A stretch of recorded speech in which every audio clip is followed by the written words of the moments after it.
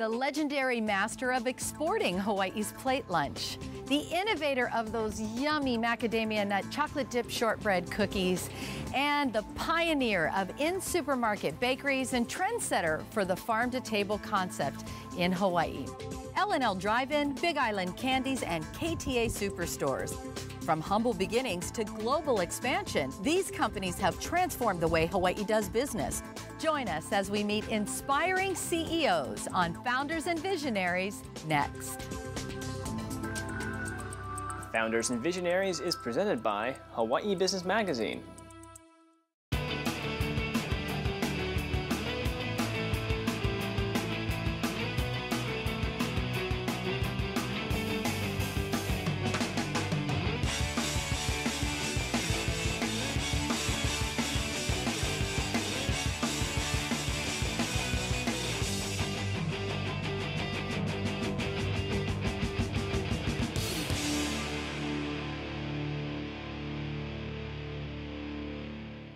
Aloha is an action, not a reaction. It is perseverance, hope, compassion.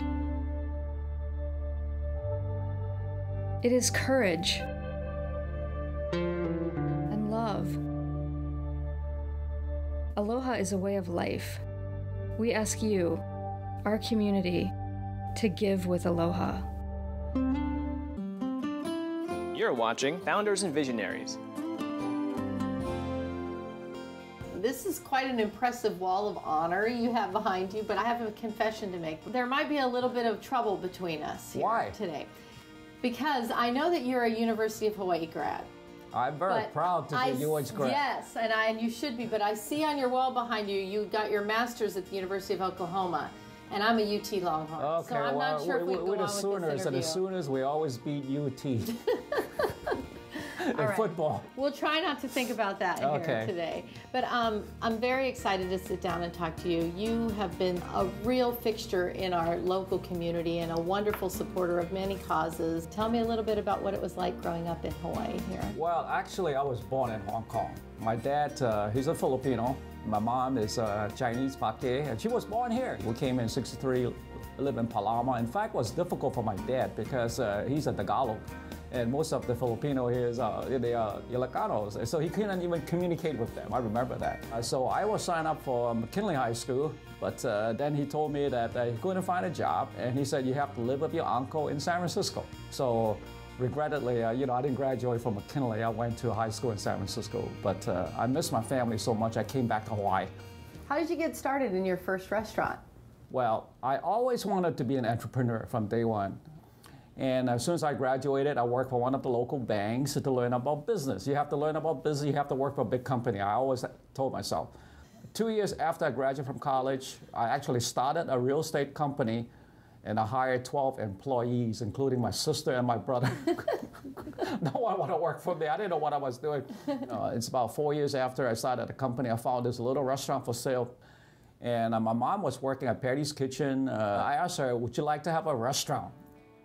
And she said yes. And I bought her the restaurant. I paid $26,000 for it. For the little restaurant called L&L Drive-Inn on Lily House Street. That's how we started. And what year was that? 1976. And when she got tired of the restaurant, which is very hard to work in a restaurant, I called my good friend Johnson Camp to purchase our share. So he actually bought everything. He ran the restaurant. But then back in 1989, I saw him again and I said, hey, look, you're expanding. I see you open 2 or 3. Why don't you franchise it? It's easier to franchise. And he asked me to come back in to run the operations. In Hawaii, almost like 90% of the restaurants are owned by my employees. We sold it to them. After the restaurant, we run it, we started it, then we start selling to them. And they own it, we finance it. So to me, the employee is very important, and liking your job is very important. And having local support is very important too. I want to say mahalo to all the local people for supporting us. Now, do you still have family members working with you? Well, I have a boss, that's my wife. You just scored big points with that one. My daughter's helping me with the internet. What are your visions for the future? Well, I'm getting old now, so my vision is still to expand. We found out even when we opened up in the West Coast, we have tremendous business. We're doing very well. But then, you know, when we moved past the West Coast, it was a real challenge, like in Texas, in fact, because they're not used to macaroni salad. People are not used to the 2 scoops of rice, so it's very difficult. So we started to change more now. Are Loco Mocos a hit everywhere? Not really, you know. Do you know what Loco Moco means? I don't think I really do. Okay. Well, you know, in Spanish, loco means crazy. Crazy, I knew that Okay. Moco means booga, you know. Oh, whoa. I don't know, I mean. What have been your biggest challenges in the last couple of years? When you move to California, especially, you know, with the unemployment rate, that's a real challenge. Yeah. Going through this recession. And I want to tell you, Hawaii, we've been very lucky. I think in 30-some years, we might have closed 2 stores. But in the mainland, it's a completely different story. How important do you think it is to be involved in the community around you? Yeah, we have to help the community. Without the community, there is no L&L. You know, like I said, you don't like it, don't do it. I love to do it, and I will continue to offer my services for the community. Anyone need help? We help. When you make money, you have to give back. There is no other way. And what you give, you get 10 times back in return. Lots of people have good ideas, but they don't get to where you are today. What's the difference in what you've done? I think I'm pretty blessed being so creative. You know, I didn't learn about marketing, and I do take a lot of risks, and I've been very blessed and fortunate. And the people being around me, helping me, I mean, that's to me very key. Without the staff, without my family support, none of these is going to happen. You know, when I tell people I'm going to retire, to me, that's a joke. Well, you know, the job you have is very important. If you like your job, you're ready to retire. For me, the day I die, that's the day I retire. You know, the secret is that you have to like what you're doing. So you seem like a guy to me who doesn't accept no. You'll always find another way around to get there. You mentioned to me that you had some struggles through your years and even in college with education, but yet you pushed on, you got your master's. To me, education is very important. In fact, both my parents have less than 6th grade education, but they knew education is really the key to our success. To me, you need to get an education, you have to go to college. I don't care what you're going to be. You want to be a cook, anything. You want to be a chef, you want to open a restaurant, and you do need the education to help you. You cannot give up.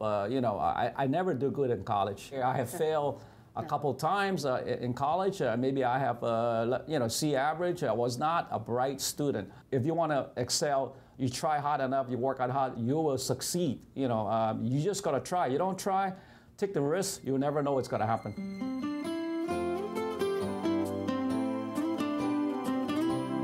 This is one of our top restaurants. You know, I always like to come here, especially look at the food. It looks delicious. Man, it looks ono. We do a lot of promotion here. One is a 76-cent promotion. Yeah. Once a year we do it. It's Appreciation Day. All the money we make, we'll donate it to Goodwill Industry. We've been doing that for almost like 5, 6, 7 years now. I know. It's making me hungry back here. Wow, here comes the food. I can smell it. This is always my favorite part of the interview process. You know, lunch. Chicken katsu is my all-time favorite. Wow, look at this coffee. Really ono.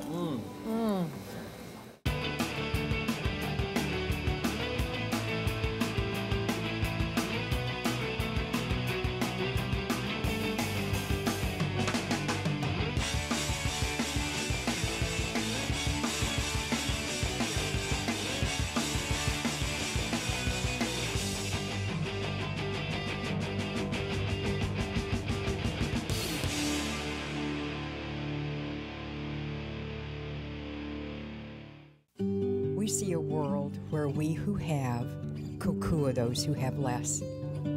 Imagine food that's healthy, food that does no harm to the environment.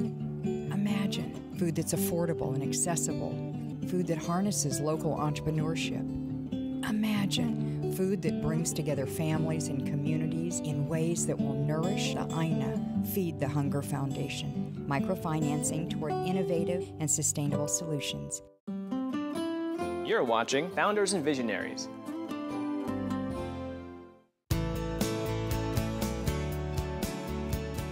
So, Barry, we're here in your flagship KTA store here in Puainako, Hilo. Take us back to the beginning. How did it all start? Basically, my grandfather worked for a wholesaler. And my father, who was the oldest son, was born in 1916 also.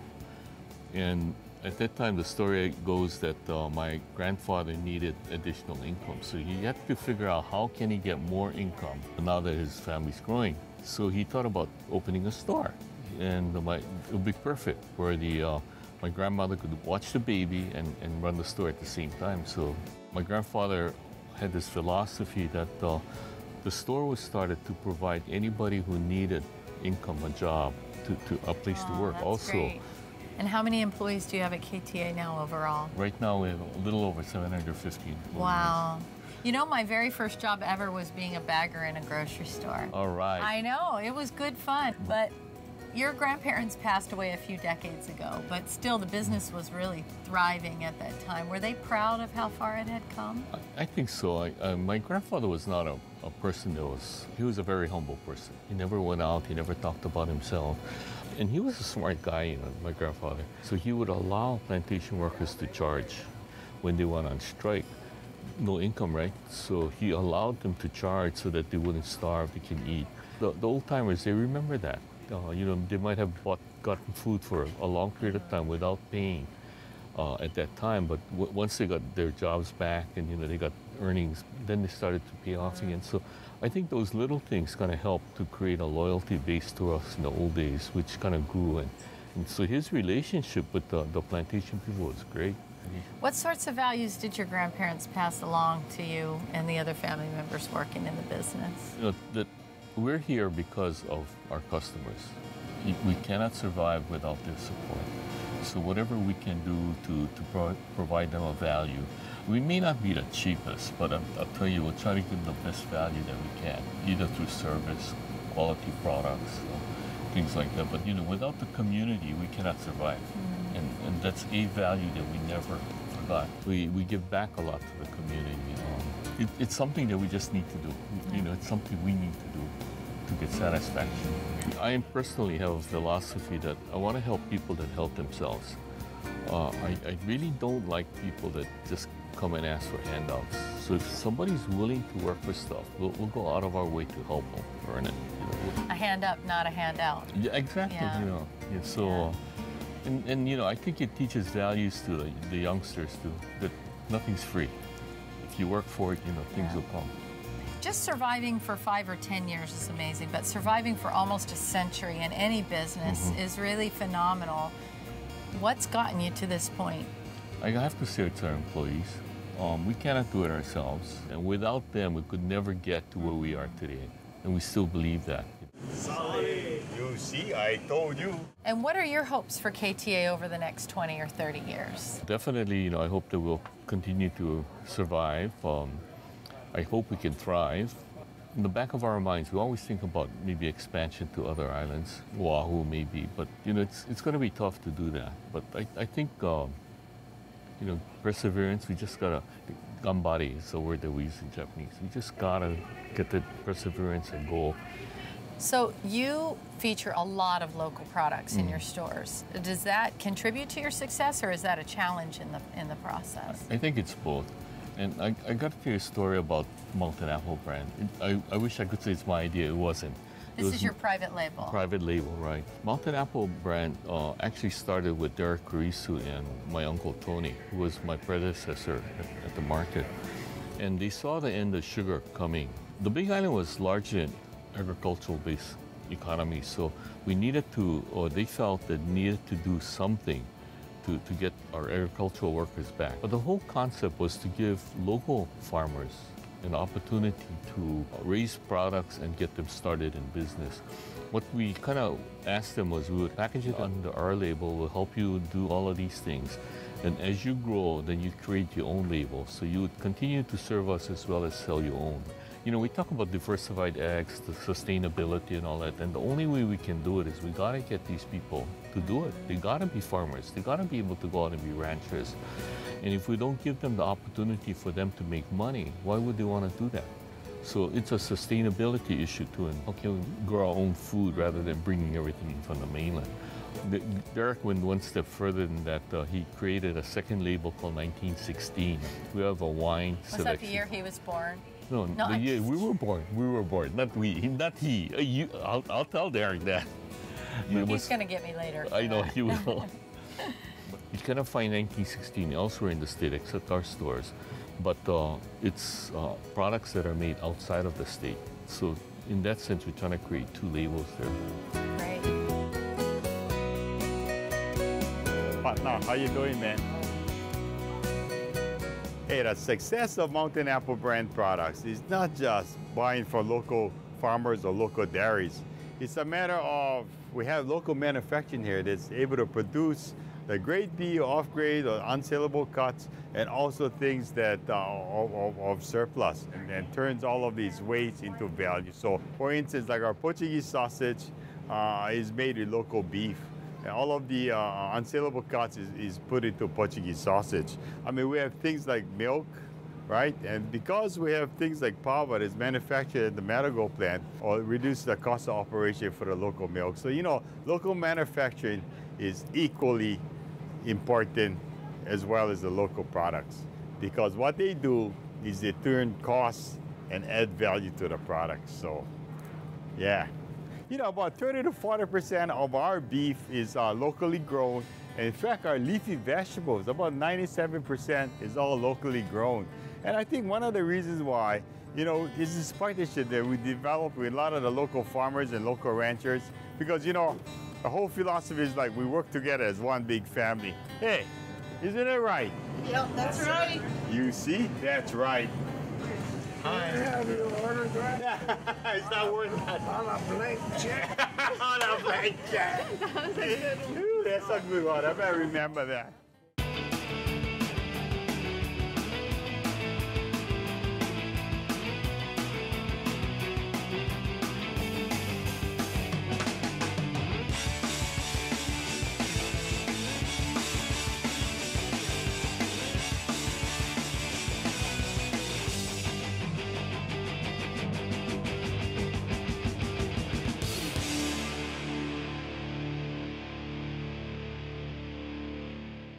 Aloha is an action, not a reaction. It is perseverance, hope, compassion. It is courage and love. Aloha is a way of life. We ask you, our community, to give with aloha. You're watching Founders and Visionaries. How many square feet is this? A lot. We have about 4.5 acres here. Wow. You get to come to work every day and smell chocolate as soon as you walk in the door. But you know, because I've been doing this for so long, I can't smell it. You can't smell it. And I love your packaging. I mean, look at this goldfish square. I mean, just the boxes themselves are gorgeous. Yeah, thank you.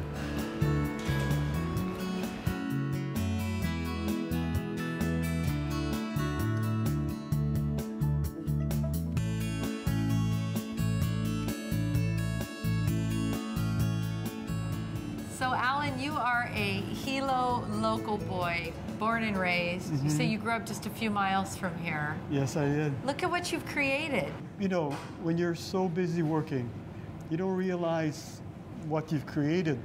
So sometimes it's great to step back, but it lasts only for like 30 seconds, then you go back into the grind. Did you always have a sense that you were going to stay here on the Big Island one way or the other? Yes. You're walking down the aisle to get your diploma, and all of a sudden it hits you like, what am I going to do for the rest of your life? And so I got a job as a trainee for American Security Bank. It didn't leave me with a good taste, so I left. And I went to work for a Swiss candy maker. You know, he was a really good man, very creative, but being a good tradesman doesn't necessarily mean that you're a good businessman. And the end result was he bellied up. And I decided, okay, I got a college degree, I'm gonna start my own thing. And that was a rude awakening. It's not You had to go to the school of hard knocks along the way. Yeah, in school they teach you about how to succeed, but there isn't a class on how to deal with failure. So that you have to learn on your own. And that is stressful. You cannot be experienced. That's where you get the real education in life. So when you go through one of those cycles, when times are really tough and it's just you or you and a couple others, where do you get that fortitude to say, I'm not giving up? I think it comes from the Japanese have that saying, right? Yamato Damashi. You know, it's a fighting spirit because you know, if you're gonna go down, you're gonna go down fighting, right? You know, there was a time where I thought about jumping off a bridge. It was that bad, but then I found out insurance doesn't cover suicide. So the only choice you have is, you know, you gotta go hard. There's a lot of luck involved, but when you see the opportunity, you know, you just have to work your butt off and make sure that you do it. So I learned through the years that, you know, business is like a chair. The more legs you add to the chair, the more stable your company will become. So we do retailing, we private label for other companies. And tell me about your mail order business. The mail order is huge. It's a big part of our business. And what are your most popular products? I think the chocolate dip cookie is the one that set us on the road to success. But now we have a whole new line, the Mika line, which is named after my granddaughter. You're also known for some kind of bizarre, unique combinations you've created. Oh, we have the chocolate ika, arare, anything I can dip that is dry, lihimui, and people will be surprised to hear how much of the stuff I sell every month. The ika too. Ika is the most famous. We have 2 food scientists on staff, so their job is to come up with creative stuff all the time. Let's just sit around all day and taste cookies and eat chocolate. Yeah, really. Where do I apply for that? So the next big thing from Big Island could be something chocolate covered like Oh Hello. They don't talk much, do they? No. The food scientists are very tight-lipped about all their secrets. Now, what marketing tricks have you used along the way to keep things moving? You know, when you create a product, you've got to create it the best you can because sooner or later somebody's going to try to copy you, and you have to make sure that they won't be able to do it any better than what you have. I think the success of Big Island Candies, it's not necessarily the quality of the product, the packaging. So our success is based on the people that we have here. I had a friend years ago, and he said, "Alan, you fella like working here, yeah?" I said, "How did you know?" He said, "Because everybody's smiling." Oh. So that's when it really hit me that, you know, if you have happy people, you know, it will transfer into the customer service and everything else. And that's the secret of success. It's always family first. So I tell my guys, you know, go home, take care of the kids. You know, we'll help the community, support the community in other ways rather than your time. So it's my obligation to make sure that, you know, they have a good life, they can take care of their families, and they can, you know, do a lot of stuff that makes their life comfortable. And that's an obligation I think a lot of employers neglect or forget. You know, because family is really, really important, and it's part of the community too. Do you feel like the more you give back, the more you get? You know, if you start your own business with the sole purpose of making money, forget it. You know, it's not about money. It's about, you know, doing something that drives your passion, something that you love. And if you got to worry about the bottom line, it's no fun. My Japanese friend told me once, he said, "Alan, you make $1. That's more than many of the other companies made, you know. So as long as I make $1, you know, that's fine." And what gives you joy in all this? Honestly, is my employees.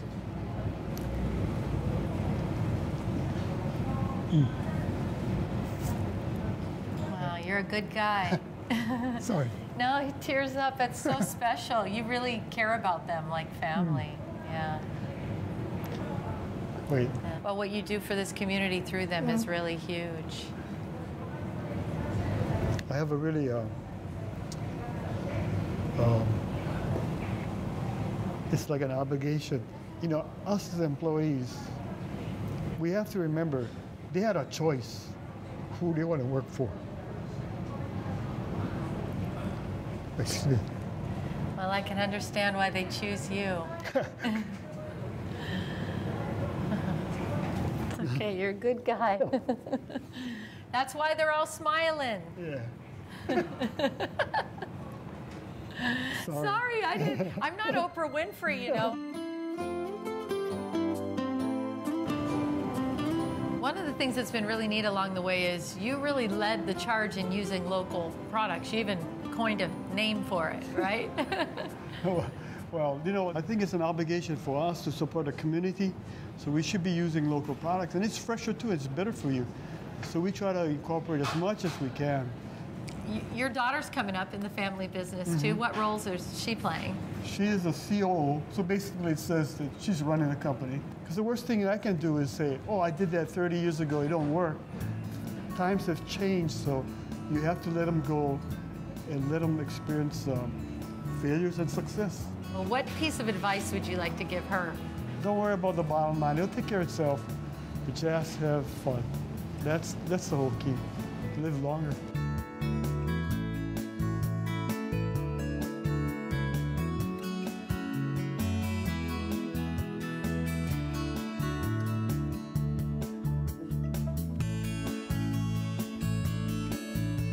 So you're telling me to go in and taste the chocolates, I have to put this on? You have to put it on. I'm only doing it if you do. Okay. You know, most people would be against wearing a hairnet on TV, but I find it's just easier than keeping my hair nice. And plus, false eyelashes and a hairnet is a true local look, don't you think? I agree. Let's go. Okay. And I'll try one too. Look at that perfect diagonal. It's a work of art. Cheers. Cheers.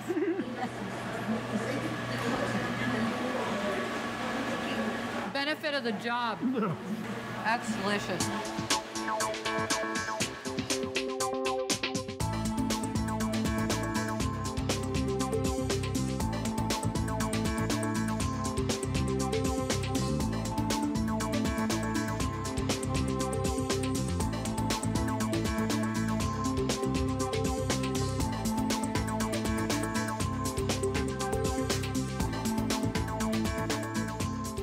Hawaii Coffee Company, Primary Properties, and Fun Factory, trailblazing companies that have forged a path and transformed the way Hawaii does business. Watch Founders and Visionaries Sunday on KHNL at 1:30.